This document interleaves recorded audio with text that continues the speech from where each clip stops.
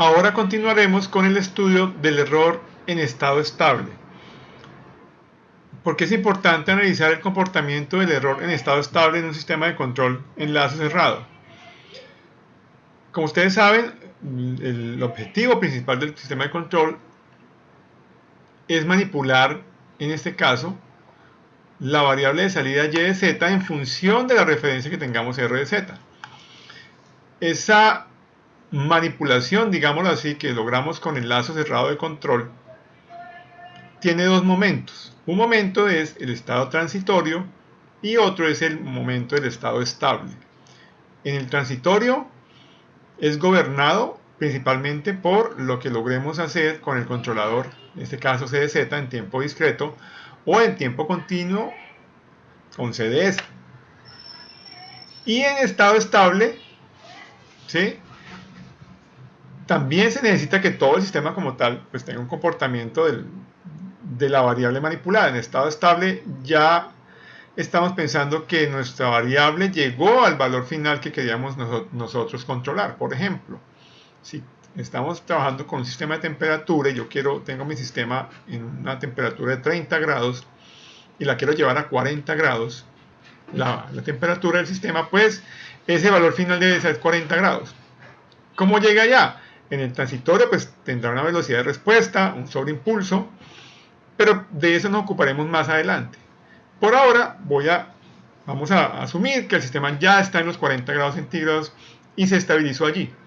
Ese es el valor, la respuesta en estado estable. Entonces ahí en ese momento es como cuando necesitamos analizar el error, donde el error lo definimos como la diferencia entre la referencia r de z y el valor real de la variable de salida y de z en tiempo continuo o r de s menos y de s en el tiempo discreto. Se me desconectó acá. Entonces,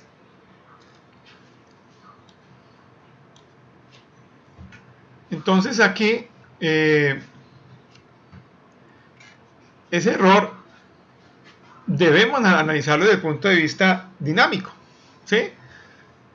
Para hacer ese análisis dinámico del error, pues vamos a usar, a través de ese diagrama de bloques, ya conocemos nuestra función de transferencia en lazo cerrado en tiempo discreto, ¿cierto? Que será, aquí tenemos la función de transferencia del error con respecto a la referencia, ¿cierto? A r de z, que es 1 sobre 1 más c de z por g de z, que es diferente a la función de transferencia de la relación de la variable de salida sobre la variable de entrada. Recordemos que esa función de transferencia, en el caso, por ejemplo, del tiempo continuo, la podemos definir como y de s sobre r de s igual a 1 sobre 1 más c de s por gp de s. ¿Sí? Es la función de transferencia en tiempo continuo.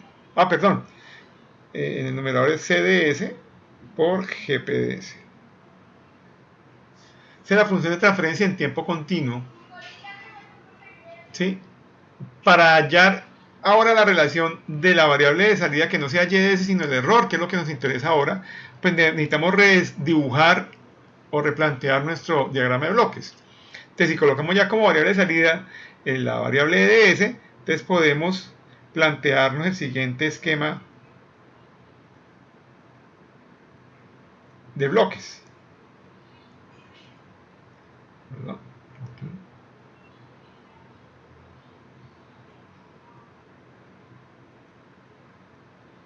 Acá un momento. Entonces copio el diagrama de bloques nuevo. Entonces, este es el diagrama de bloques que tenemos ahora, enfocándonos en la variable de salida como el error. Entonces, de acuerdo a ese nuevo diagrama de bloques que vemos ahí en este tablero, podemos reescribir nuestra función de transferencia ahora en función del error. Entonces tendremos ahora e de s, que es nuestra variable de salida, sobre la variable de entrada, que es r de s,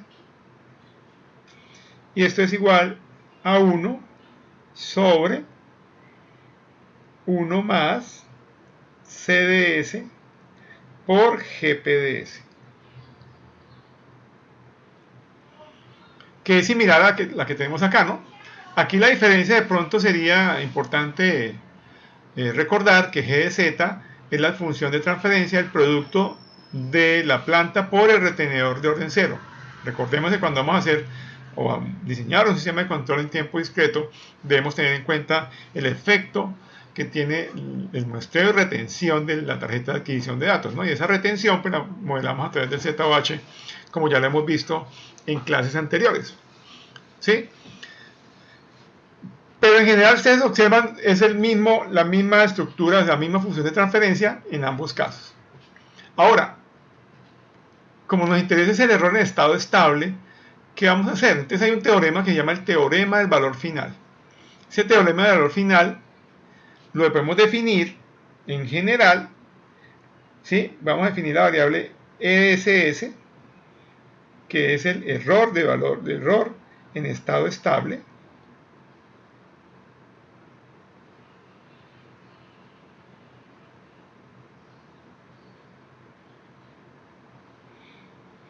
Y según el teorema de valor final,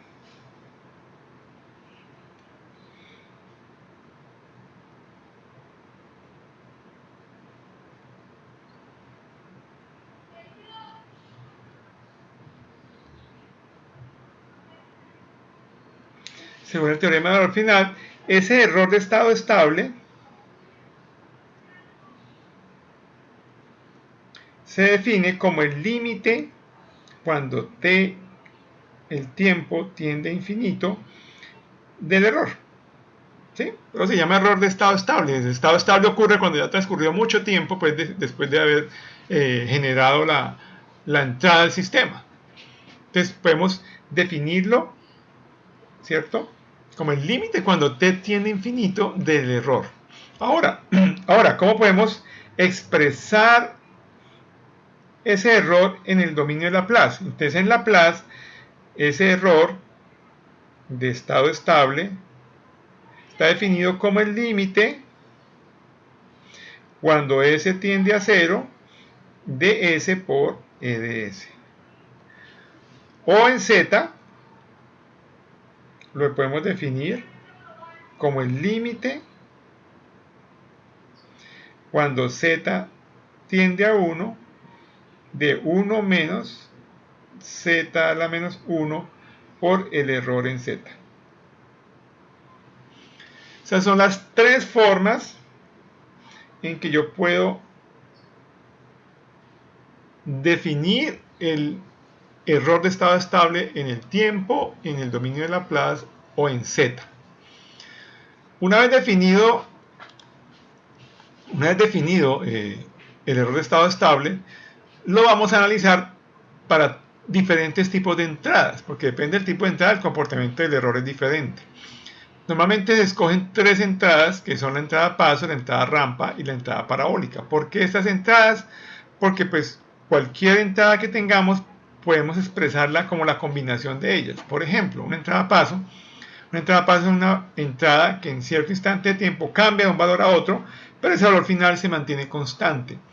Podemos hablar de la velocidad de un motor. Yo puedo tener un motor que está andando a 500 RPM y de un momento para otro lo cambiamos a 600 RPM y ese va a ser el valor constante que tenemos ahí. Ahora, otro ejemplo puede ser de una entrada rampa, puede ser la trayectoria de un robot, por ejemplo en línea recta. Esa trayectoria depende de la trayectoria, pero ella va cambiando en el tiempo el valor o la posición. Entonces es como una entrada rampa que va cambiando en el tiempo. Entonces ahí es otro tipo de entrada que podemos analizar cómo se comporta o qué características debe tener el lazo cerrado de control para garantizar un error mínimo en estado estable. Y así puede ser, así el mismo ejemplo puede ser también una trayectoria con curvas rectas, entonces ahí puede ser una combinación de todas las respuestas anteriores. Entonces por eso es que normalmente se trabaja o se analizan esos tres tipos de respuestas. Entonces para eso vamos a analizar, por ejemplo, el ante una entrada a paso. Entonces, en el caso de un sistema de control en tiempo discreto, La entrada a paso se define como R de z igual a 1 sobre 1 menos z a la menos 1. En el tiempo continuo, ¿sí? En el tiempo continuo, esa entrada a paso, vamos a escribirla acá,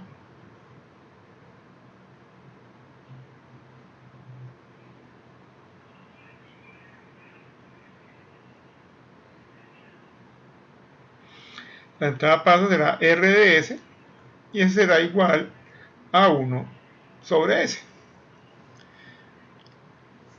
Entonces, por ejemplo, como ya hemos definido que nuestro error de estado estable está definido como 1 menos z a la menos 1 por el error que es 1 sobre 1 más c de z por g de z por r de z,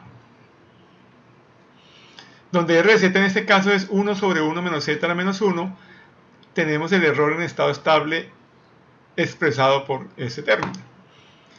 Entonces, si observamos, este factor 1 menos 1, 1 menos z a la menos 1 se cancela con 1 menos z a la menos 1 y nos queda que el error de estado estable es igual a 1 sobre 1 más c de z por g de z.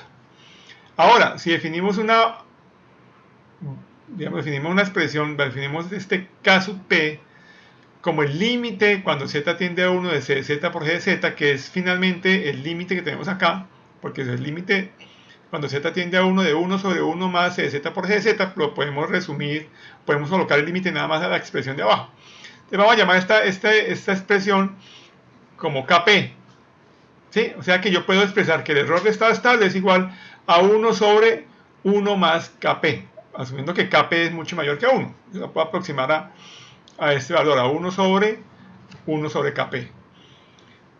Similarmente, en tiempo continuo, si hago el mismo análisis, también yo puedo decirte es que el error de estado estable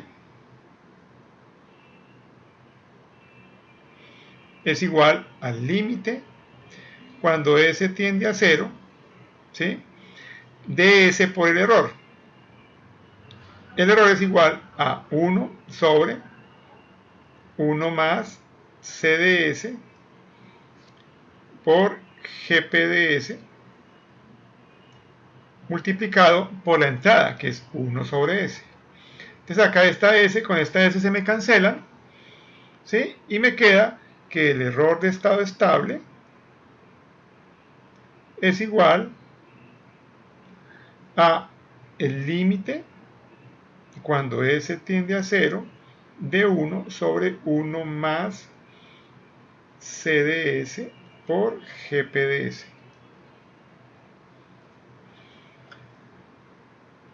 Entonces, si definimos Kp, también igual como en tiempo discreto, como el límite cuando S tiende a 0 de C de S por GP de S, entonces podemos decir que el error de estado estable es igual a 1 sobre 1 más Kp y que podemos aproximarlo, si Kp es mucho mayor que 1, pues a 1 sobre Kp, que es similar a lo que tenemos ya aquí en tiempo discreto. Entonces ese sería el error de estado estable en tiempo continuo, donde esta Kp tiene un nombre, esa Kp se llama la constante se me fue acá, la constante de error de posición estática, ¿sí? Que es importante pues aquí en este análisis que estamos haciendo. Entonces, si yo quiero garantizar o quiero establecer qué condiciones se tienen que dar para que el error sea muy pequeño o tienda a ser cero en estado estable, que es lo ideal, pues debo analizar esta expresión. Entonces, ¿qué nos está diciendo acá? Que el error de estado estable es igual a 1 sobre Kp, donde Kp es el límite cuando z tiende a 1 de C de z por G de Z, o el límite cuando S tiende a 0 de C de S por GP de S. Entonces, para que el error sea 0, Kp debe ser muy grande. Entonces, ¿qué se debe dar para que KP sea grande? Ya de acuerdo pues a nuestro sistema de control.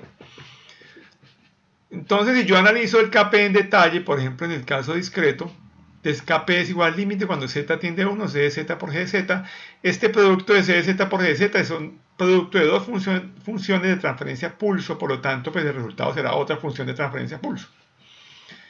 Esa función de transferencia pulso, pues yo la puedo expresar en función de una ganancia, no ceros, sino polos, ¿sí? Igual en tiempo continuo. En tiempo continuo yo puedo expresar KP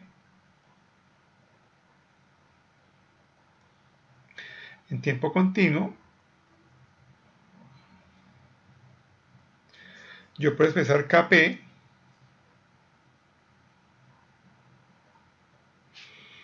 igual al límite cuando S tiende a 0 de ese producto. Pero ese producto que es una ganancia por S más Z1 por S más Z2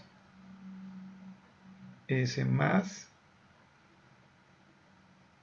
Zn sobre S más P1 S más P2 y S más Pn. Acá será M. Aquí corregimos un poquito. Uy.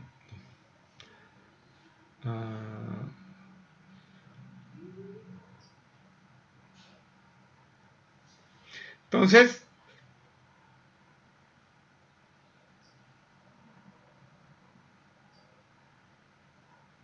SKP es el límite de esta expresión cuando S tiende a 0. Entonces yo estoy diciendo que para que el error sea muy pequeño, KP debe ser muy grande. Por lo tanto, para que KP sea muy grande, entonces esta expresión, ¿qué características debe tener? Entonces yo digo, bueno, cuando el límite yo creo que sea muy grande, ¿cuándo esto es muy grande? Una opción es que cuando aplique el límite, cuando el Z tiende a 1, que el numerador sea mucho mayor que el denominador. Es una opción, ¿sí? La otra opción es que si... Ah, no, pero aquí tengo un error. Aquí falta, aquí en esta expresión, el KP. Ah, no, sí. Entonces, cuando Z tiende a 1, pues acá habrá, ¿cierto? Un polo en Z igual a 1. ¿Sí? O sea que mire, si yo hago que uno de estos polos sea igual a 1, haré que el numerador, pues, tiende a ser 0, el denominador, perdón, de esta expresión sea 0, por lo tanto, la expresión va a tender a ser muy grande, va a tender a ser infinito. Y si KP es muy grande, pues 1 sobre KP es 0. Entonces, miren, acá hay algo muy interesante. Ese Z menos 1, en tiempo discreto, es el efecto de un integrador. En tiempo continuo,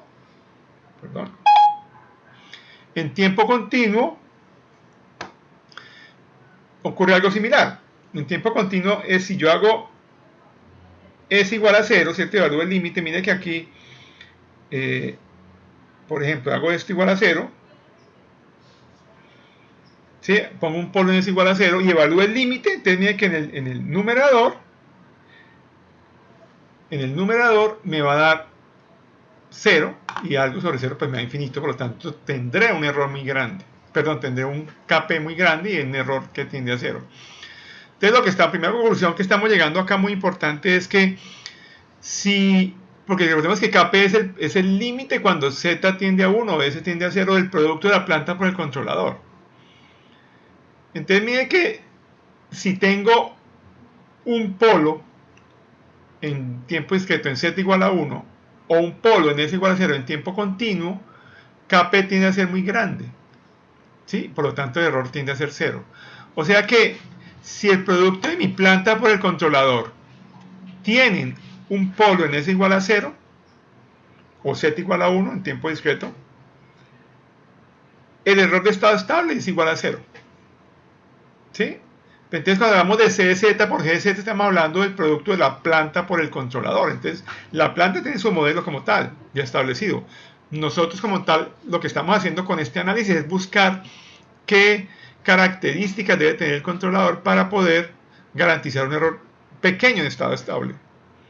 Y en este caso estamos obteniendo el primero. Si me están diciendo que el producto entre la planta y el controlador deben tener un polo en S igual a 0 o Z igual a 1, eso significa que si mi planta no posee un polo en S igual a 0 y yo tengo un sistema de control cuya entrada de referencia corresponde a una entrada a paso, ¿sí? Lo que voy a decir es que mi controlador necesita tener un polo en S igual a 0 para garantizar que en estado estable, ¿sí?, el error sea muy pequeño, tiende a ser 0. Entonces es una característica muy importante que debemos ya establecer. ¿Sí? Entonces ya sabemos, si estamos hablando en tiempo discreto y sacamos la función de transferencia pulso y nuestra planta es una planta que no tiene polos en Z igual a 1, se llama una planta de tipo 0, donde 0 es el número de polos en Z igual a 1 que tenga la planta, o en tiempo continuo el tipo del sistema depende del número de polos en S igual a 0. En este caso, si tenemos una planta que no tiene polos en S igual a 0, entonces hablamos de una planta tipo 0. Si tiene un polo, será la planta tipo 1. Si tiene dos polos, será la planta tipo 2, y así seguidamente. En este caso, si hablamos, tenemos plantas tipo 0, o sea que no tienen polos ni en Z igual a 1 ni en S igual a 0. Entonces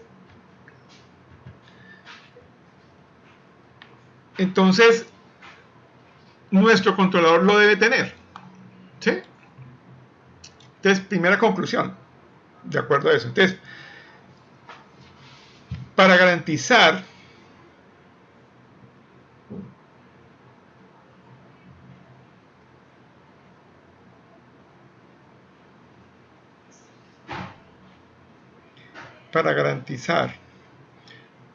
un error de estado estable igual a 0,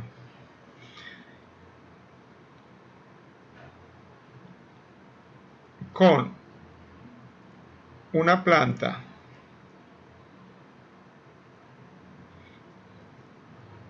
tipo 0, recordando que tipo 0 es que no tiene polos en S igual a 0 o Z igual a 1, en el caso continuo o discreto respectivamente, ¿sí? El controlador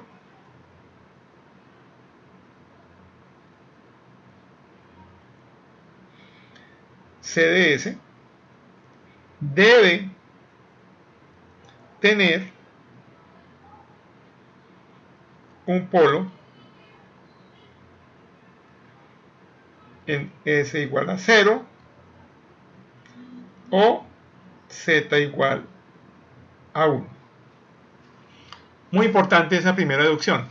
De ahí que me imagino que muchos de ustedes han escuchado hablar del controlador PID. El controlador PID es un controlador muy popular en el mundo del control, en el mundo industrial. De hecho, el 90% de los controladores se dice que son en la industria son controladores PID. Es una composición de tres acciones, que es la proporcional, la integral y la derivativa. Entonces mire que estamos hablando de la acción integral. La acción integral es la integral del error, que es lo que estamos hablando acá. Ese 1 sobre S que tiene el controlador, recordemos que el controlador, la entrada del controlador es el error. Si vemos un diagrama de bloques, si vemos un diagrama de bloques de un sistema de control en lazo cerrado, mire que la entrada del controlador es el error. Por lo tanto, la función de transferencia del error actúa sobre el error, del controlador actúa sobre el error. Y si mi controlador tiene una acción integradora, pues vamos a hacer la integral del error. ¿Sí? Entonces, mire que esa característica me permite a mí, o nos permite garantizar cuando la entrada es una entrada a paso y nuestra planta es una planta que tipo 0, o sea que no contiene polos en S igual a 0 o Z igual a 1, pues nos va a garantizar un error 0 de estado estable. ¿Sí?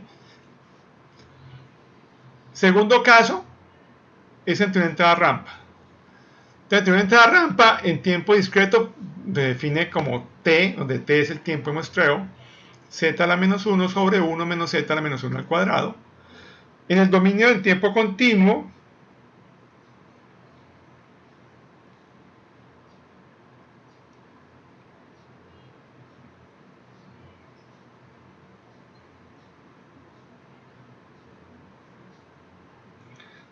tenemos entonces una entrada rampa,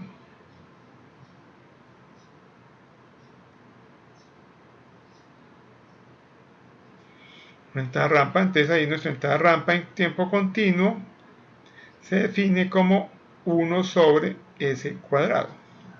¿Sí? Entonces la entrada rampa, entonces haciendo el mismo análisis que hacíamos en el caso anterior, tenemos que nuestro error de estado estable es igual al límite cuando S tiende a 0, ¿sí? De S por 1 sobre 1 más C de S por GP de S por la entrada que es 1 sobre S cuadrado. Entonces acá este S cuadrado se me cancela con esta S, me queda que el error de estado estable ante una entrada rampa es igual a 1 sobre 1 más C de S por GP de S, todo esto multiplicado por S, ¿sí? Pero este es el límite, ¿no? Aquí, un momentico acá.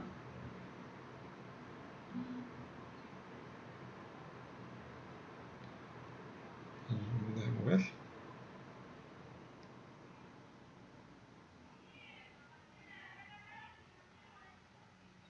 Este es el límite cuando S tiende a 0.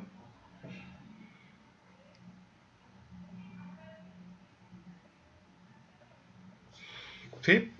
Entonces aquí podemos aproximarlo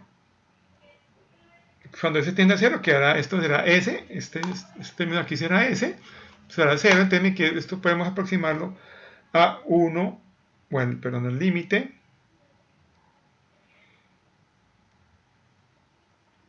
cuando S tiende a 0 de 1 sobre S por C de S GP de S.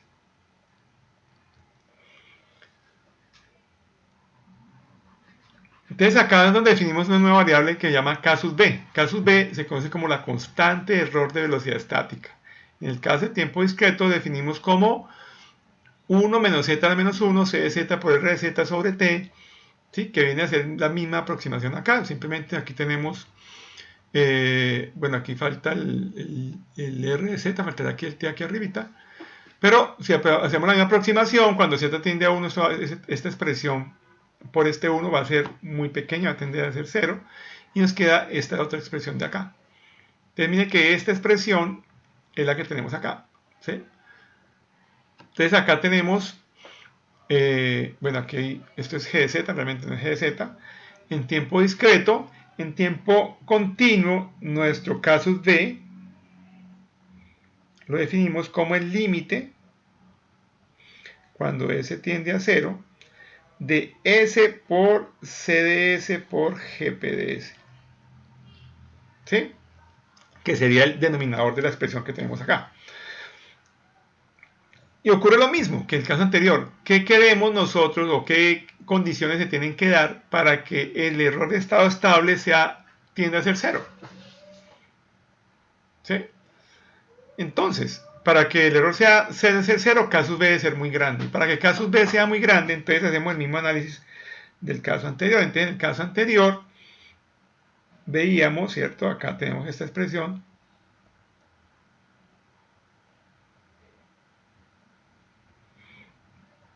Vamos a ponerla acá.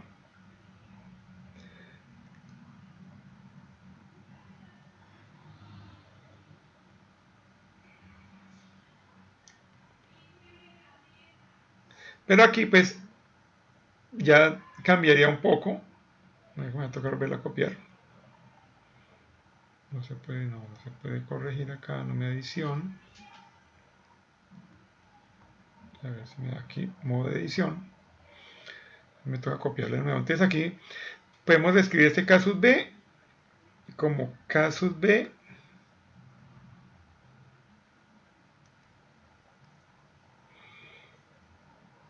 casus B igual al límite cuando S tiende a 0 de S por la función de transferencia que es el producto de CS por KGPS, que es igual S más Z1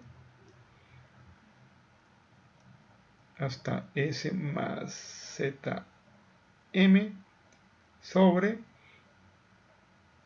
S más P1 S más Pn. Y ocurre lo mismo. Entonces acá, ¿qué pasa? Para que el error tienda a 0, pues dos opciones. El caso B muy grande, ¿cierto? Para que el caso B sea muy grande, cuando S es igual a 0, será el producto de K por Z1, Z2, Zm. Pero si S es igual a 0, mire que si nuestro producto de la planta por el controlador es tipo 0, o sea que no tiene ningún polo en Z igual a 1, pues grave, nos va a dar siempre 0. ¿Sí? O sea que el error nos va a dar infinito. Entonces, ¿qué debemos hacer? Primero, garantizar un polo en S igual a 0. Si tengo un polo en S igual a 0, entonces esto con esto se me cancelan. ¿Sí? Entonces ahí ya desaparece el efecto de ese S en el numerador. Entonces si hago el límite, entonces obtengo que el error va a ser proporcional al producto de K por Z1 Z, hasta Zm. O sea que si yo hago ese producto muy grande, el error va a ser muy pequeño. ¿Sí? Y miren que básicamente ese factor depende de K, que es la ganancia del compensador, y los ceros que tenga tanto el compensador como la planta. Esa es una opción. La segunda opción es tratar de poner ya no uno, sino dos polos en S igual a 0. Si yo tengo dos polos en S igual a 0, pues el primero se cancela con el numerador, el segundo queda en el denominador, y a eso hará cuando evalúe el límite, que eso tiende a ser muy grande. El problema es que cuando tenemos ya más de un integrador, ya eso viene también a afectar la estabilidad del sistema. Entonces había que entrar a evaluar en cada caso, ¿sí?, si se puede colocar los dos integradores sin afectar la estabilidad ya de todo el sistema. Con un integrador vamos bien, pero ya tenemos dos integradores, ya hay que tener en consideración cómo ese integrador adicional afecta toda la dinámica del lazo cerrado. Entonces por eso hay que tener más delicado, pero es una opción también que se debe analizar dependiendo del tipo de planta. Entonces, como conclusión en este otro, tenemos que para una entrada rampa, si mi planta es tipo 0, el controlador puede tener un integrador, ¿sí?, y una ganancia muy grande. Segunda opción, dos integradores, pero dos integradores,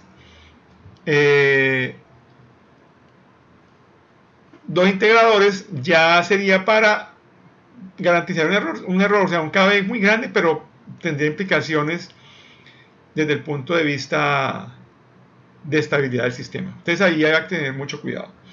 Vamos a mirar un ejemplo de cómo sería esto. Entonces vamos a aquí hacer una pequeña simulación rápidamente en MATLAB. Entonces vemos acá una entrada a paso, por ejemplo.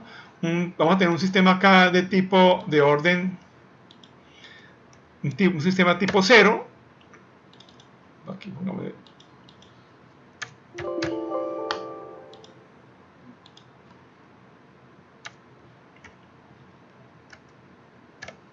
sistema tipo 0, que sería 1 sobre S más 2. Y pongamos, tenemos un compensador inicialmente que sea solamente una sola ganancia. ¿Sí? Entonces, si simulamos este sistema, obtenemos esa respuesta. Entonces, ¿qué vemos acá? Esta es la referencia, la línea amarilla, la línea azul es la respuesta del sistema. Miremos que en este caso, miren que si la ganancia, el controlador es una simple ganancia, el error de estado estable es igual a 1 sobre Kp, y pues obviamente Kp en este caso, Kp es pequeño. ¿Sí? Una opción, Kp sería la ganancia del compensador simplemente. Entonces, si yo quiero reducir ese error, una opción es aumentar la ganancia. Yo pongo esta ganancia, por ejemplo, por 10, vamos a aumentarla 10 veces. ¿Sí? El error disminuye. Y la pongo por 100 veces, pues va a disminuir mucho más. ¿Sí? Porque es el numerador del producto entre la planta y el compensador. Entonces el error va disminuyendo. Obviamente, pues eso tiene unas afectaciones en cuanto al actuador del sistema. Sí, va a tener desde el punto de vista dinámico puede tener muchas otras implicaciones. Pero podemos observar que efectivamente si cambiamos la ganancia del sistema, pues la respuesta, el error va a cambiar también en función de esa ganancia. Ahora, si ponemos un compensador, si ponemos ya un compensador, por ejemplo, que tenga una acción integradora, un polo es igual a 0, entonces miren que ya estamos haciendo cumplir con la condición que hablábamos, que si tenemos un sistema tipo 0, que es la planta, y ponemos un compensador tipo 1, que con una acción integradora, y la ganancia pongámosla en 1, como teníamos inicialmente, vamos a garantizar un error 0 de estado estable. Como ustedes pueden observar acá, mire que ya la línea azul, que es la respuesta del sistema, ya sigue la línea amarilla en estado estable, son iguales. Entonces mire que en ese caso podemos observar pues, desde el punto de vista práctico cómo funciona o qué es lo que estamos realmente, como la interpretación de ese análisis que hicimos ahora, analítico, desde el punto de vista de los sistemas. Ahora, si nuestro sistema es una entrada rampa, ¿sí? Como la que tenemos acá, hacemos el mismo ejercicio, vamos a dejar simplemente una ganancia como nuestro compensador, o sea que tenemos una planta tipo 0, donde el compensador va a ser simplemente la ganancia, va a ser un 1. Entonces mire que el error va a ser otra vez el producto de 1, recordemos que era la parte del numerador, ¿no? Recordemos acá, era el numerador, ¿no? Si observamos aquí de nuevo en el documento, ¿sí? Tenemos acá, decíamos ahora que el KB, el producto del numerador, o sea, si esto era muy grande, hacía que el error fuera muy pequeño, porque el error es el inverso del KB. Entonces, si K por Z1 por Z2 es muy grande, pues el error se hacía muy pequeño. En este caso tenemos nuestro K sería el controlador y este sería la planta. La planta tiene un polo, pero no tiene tampoco ceros. Tiene un valor de 1, entonces sería 1 por 1, ese sería el valor de ese producto. Entonces acá el efecto que vamos a tener es que un error, digamos, el error es muy grande, esta es la entrada rampa, esa es como sería la respuesta del sistema, el error va creciendo a medida que el error va aumentando. Luego veíamos el caso y poníamos un integrador. Si ponemos un integrador, mire que el error ya se mantiene constante, ¿sí? Pero sigue habiendo un error. Ahora, ¿cómo puedo disminuir el error? Con la ganancia. Yo puedo manipular la ganancia, por ejemplo, aquí poner una ganancia, multiplicarla por 10, aumentarla 10 veces, y observamos que el error disminuye, ¿sí? La tercera opción que veíamos era poner ya dos polos en S igual a 0, en el caso de la respuesta rampa. Pero decíamos que había que tener mucho cuidado porque podía afectar la estabilidad del sistema. Entonces, para este sistema, si yo hago la simulación, observo que efectivamente acá el sistema se vuelve inestable. O sea que en medida que colocar dos entradas, un controlador con dos integradores es algo delicado pues, desde el punto de vista dinámico ya de todo el sistema. Entonces acá en este caso, lo recomendable sería usar un solo integrador, y más bien si quiero tener un error pequeño, aumentar la ganancia también lo más que pueda, también sin afectar la estabilidad del sistema, porque la ganancia también puede llegar a afectar la estabilidad del sistema. Pero en este caso, por ejemplo, vemos que realmente es muy pequeño el error. De alguna aproximación acá vemos que el error realmente es muy pequeño, esa es la respuesta del sistema. ¿Sí? Eso sería el análisis del error de estado estable. El tercer caso, pues una entrada rampa, pues voy a pasarlo rápidamente, ¿sí? Es un análisis similar. La entrada rampa esta es la definición en tiempo discreto, en continuo es 1 sobre S al cubo, y aquí se genera una constante estática de aceleración, y se maneja un concepto similar. Pero aquí pues también hay que tener mucho cuidado con el número de polos en S igual a 0 que tenga mi controlador. Entonces lo que es aconsejable es un integrador máximo y más bien jugar con las ganancias de la planta para mirar la estabilidad. Otro aspecto importante a evaluar ahora, que tiene que ver también mucho con la respuesta en estado estable, es el rechazo que el sistema pueda tener ante perturbaciones. Al igual que el error de estado estable, pues lo que nos interesa saber es el comportamiento, o sea, cuando ya el sistema se ha estabilizado en su punto de operación, en su valor de referencia, si ocurren perturbaciones de algún tipo, ya sea por errores de medición de los sensores o por alguna perturbación en el sistema, cómo el sistema de control reacciona, ¿sí? Entonces, tiene que ver mucho con algo que llama robustez. Obviamente, pues no vamos a trabajar aquí con sistemas robustos, porque es un tema de control mucho más avanzado, pero sí por lo menos analizar un poco qué condiciones mínimas se tienen que dar para que el controlador responda o trabaje en un rango de operación que permita cierto tipo de perturbaciones y que no se vea afectado el desempeño del controlador, pues cuando ya se ha estabilizado en el punto de referencia. Entonces, para eso vamos a trabajar con un esquema, que es el que tenemos acá. Este esquema nos permite analizar tres tipos de entradas. Pues realmente los dos tipos de entrada que son perturbaciones, pues más esta entrada que es la entrada de referencia. Pero pues en este caso vamos a asumir que el sistema está en una referencia, en un punto estable, o sea que R de Z es igual a 0. Y que vamos a tener dos entradas. Una entrada es WZ, que se conoce como ruido de proceso, y BZ, que se conoce como ruido de medición. ¿Sí? Y la idea es analizar cómo Y de Z, o sea, la salida del sistema, una vez está en un punto de estado estable, cómo esa Y de Z se ve afectada por cualquiera de esas dos entradas. En tiempo continuo es similar el análisis. Entonces, el primer caso, vamos a analizar la respuesta a perturbaciones para ruido de proceso, WZ. Entonces, en ese caso, R de Z lo hacemos 0 y B de Z lo hacemos 0. Entonces, tenemos este sistema. ¿Sí? Entonces, este esquema de la figura 96 nos muestra como entrada WZ y como salida Y de Z. De acuerdo a este esquema, podemos encontrar la función de transferencia que nos dice que Y de Z sobre WZ es igual a G de Z sobre 1 más G de Z por C de Z. Como lo que me interesa es ver cómo afecta ese WZ la salida, voy a analizar la ganancia. La ganancia pues, es la relación de Y de Z sobre WZ, la magnitud de esa relación.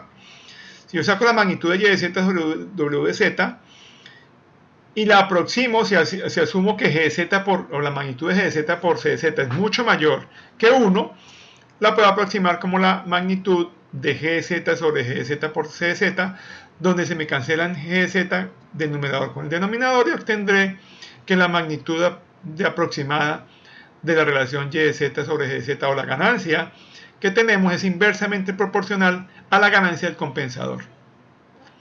¿Qué significa esto? Que si yo tengo un problema de perturbaciones en mi sistema externas, ¿sí? Por ejemplo, puede ser que un rodamiento de una balinera se empiece a desgastar, tengo una perturbación porque el rodamiento va cambiando en el tiempo, entonces eso afecta como el modelo, es una perturbación porque el sistema como tal está cambiando. O un sistema de fluidos puede tener una pequeña obstrucción en la tubería, ¿sí? Esa es una perturbación del sistema. Entonces, si esas cosas pasan, el controlador, ¿cómo es capaz, o sea, cómo reaccionaría ante un evento de estos? Entonces, yo tengo ese tipo de problemas en mi sistema, yo puedo tratar de compensarlo. Obviamente, como la idea mía es que YZ no vea la salida, o sea, esta ganancia debe ser lo mínimo posible, ¿cierto? Para que cuando haya una perturbación, YZ se mantenga en 0, o sea, que no sea perturbada. Recordemos que 0 es el punto de operación, o sea, ya está en estado estable, ¿sí? Entonces, si la idea mía es que esta ganancia sea muy pequeña, idealmente 0, pues la magnitud de Z debe ser muy grande. Entonces, la condición sería, entonces, en este caso, tratar de tener un compensador con una ganancia lo más grande posible sin afectar la dinámica del sistema. Recordemos que K puede afectar la dinámica. Si yo hago un K muy grande, se puede afectar la dinámica del sistema, la estabilidad, perdón, del sistema. Entonces, cuando tenga ruido de proceso, tratar de aumentar la ganancia si se puede hasta un punto, con el fin de atenuar las perturbaciones que tengamos por ruido de proceso. El otro caso es el ruido de medición. En el ruido de medición, nuestra función de transferencia sería esta que tenemos en la figura 1.27. Para ese caso,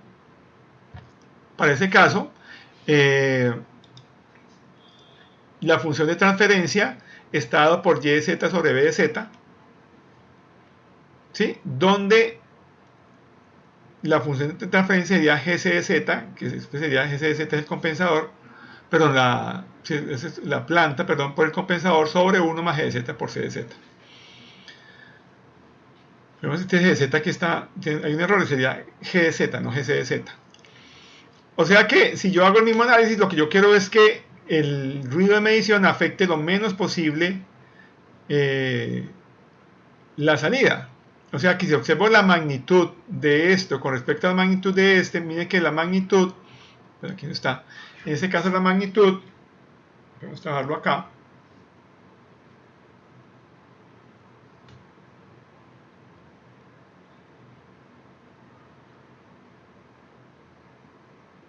sabemos que la magnitud, otra página, aquí,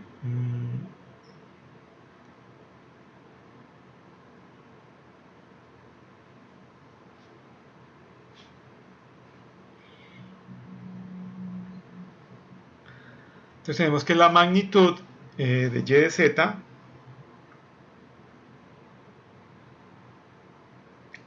sobre R de Z es igual a la magnitud de G de Z por C de Z sobre 1 más C de Z por G de Z. Entonces, ¿qué pasa ahí? Entonces aquí, si yo analizo este caso, cuando esta ganancia es muy pequeña, entonces, bueno, yo si asumo que C de Z por G de Z es muy grande, como decía en el caso anterior, esto me queda que es G de Z sobre C de Z sobre 1. Entonces, miren que para que eso sea muy pequeñito, C de Z debe ser, perdón, si esto es muy mayor que 1, pero esto se me da igual a 1, o sea que independientemente del compensador que se ponga, siempre la ganancia va a ser igual a 1, o sea que la salida va a haber directamente a la entrada, no va a haber ningún tipo de filtro, ¿sí? Porque esta relación sería igual a 1. Ahora, CZ por GZ, si es algo muy pequeño, mucho menor que 1, mire que entonces esta ganancia va a ser aproximadamente igual a GZ por GZ, donde pues como GZ es la de la planta y no se puede modificar, dependería de la ganancia del compensador. En este caso, para atenuar problemas de ruido de medición, lo que se aconseja es que la ganancia del compensador sea muy pequeño. También tenemos dos casos extremos. Por un lado, el ruido de proceso me recomienda una ganancia del compensador grande, mientras que si tengo ruido de medición, me recomienda tener una ganancia de compensador pequeño. ¿Cuál tomar? ¿Qué decisión tomar? Normalmente, cuando tengo ruido de medición, lo puedo manejar con filtros. ¿Sí? Entonces, lo que se recomienda en estos casos es, si tenemos ruido de medición, pues trabajemos problemas de filtros para tratar de atenuar ese problema de ruido de medición. El ruido de proceso es mucho más complejo de manejar. Entonces, el ruido de medición lo manejamos más bien con un filtro, y para el ruido de proceso, pues sí tratamos de trabajar con una ganancia lo más grande posible, de acuerdo pues ya a todo el diseño que tengamos. ¿Sí? Esas serían las recomendaciones en caso de esos dos tipos de perturbaciones. Entonces, cerrando un poco la idea de todo lo que hemos hablado en cuanto a la respuesta en estado estable del sistema, primero vimos que mi sistema de control tiene dos momentos, un momento que es el estado transitorio, que lo va a gobernar el lazo de control, ¿sí? El lazo de control que tenemos acá, donde CZ es el encargado de hacer ese control del transitorio, ¿sí? Principalmente, y otro momento que es el estado estable, que ahí donde debemos garantizar que una vez el sistema de control llegue a su estado estable, la variable que estamos manipulando, controlando, se mantenga ahí de una forma adecuada. Entonces, para eso definimos, dependiendo del tipo de planta, si era tipo 0, tipo 1, tipo 2, ¿sí? Y el tipo de entrada, unas condiciones. Entonces, si es tipo 0, la planta, y tenemos una entrada a paso, lo ideal es colocar un polo es igual a 0 o que la ganancia sea muy grande. Segundo, si tenemos una entrada tipo rampa y una entrada y una planta tipo 0, se recomienda una ganancia muy grande. O una ganancia muy grande, no una ganancia con una acción integradora.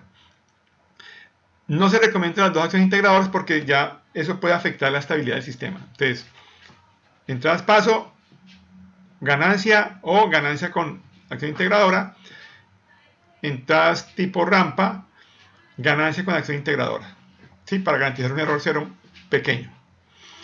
En cuanto al ruido de proceso de medición, se recomienda siempre trabajar el ruido de medición con filtros y más bien enfocarse en trabajar con la ganancia para tratar de que el sistema sea robusto ante perturbaciones del proceso como tal que llaman ruido de proceso. Algo final por anotar, es también muy importante que cuando vayamos a definir la estructura del controlador en función del error de estado estable, dijimos que si la planta es tipo 0, ante una entrada a paso, nuestro controlador debería tener un polo en S igual a 0 o una ganancia muy grande. Pero ¿qué pasa si nuestra planta es tipo 1? O sea que ya tiene un polo en S igual a 0. En ese caso el controlador no necesita tener un polo en S igual a 0 porque la planta ya lo tiene. Entonces simplemente nos enfocaríamos en trabajar con la ganancia, pero pues ya de hecho la ganancia afectaría también la dinámica, ¿sí? Pero realmente en ese caso, como estructura inicial para el diseño del controlador, en función del error de estado estable, si mi planta es tipo 1 y tengo una entrada paso, realmente no necesito establecer nada de polos en S igual a 0 en el controlador, ¿sí? Simplemente que tengo una ganancia. Obviamente ya la parte transitoria es la que viene a definir cómo la estructura del compensador en cuanto a polos y ceros.